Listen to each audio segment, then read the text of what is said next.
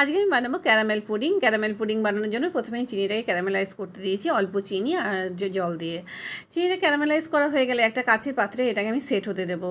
এটা যতক্ষণ সেট হচ্ছে ততক্ষণ আমি আরেকটা পাত্রে দুধ জাল দিতে বসিয়ে দিয়েছি। এখানে আমি 500 মতো দুধ নিয়েছি আর দুধ জাল দিতে বসিয়ে দিয়ে এর মধ্যে আমি কনডেন্স মিল্ক মিশিয়ে দিলাম। আর একটা পাত্রে নর্মাল টেম্পারেচারে রাখা দুধের মধ্যে 1 চামচ মতো কর্নফ্লাওয়ার দিয়ে সেটাও অল্প অল্প করে দুধের মধ্যে মিশিয়ে দিলাম। তাতে কী হলো, আস্তে আস্তে দুধটা ঠিক হতে শুরু করলো।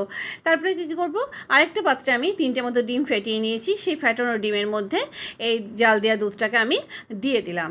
তারপরে সমস্ত ভালো করে মেশানো হয়ে গেলে এর মধ্যে আমি দিয়ে দিলাম হলো স্বাদ মতো ঠিক বলবো না, পরিমাণ মতো আর কি ভ্যানিলা এসেন্স।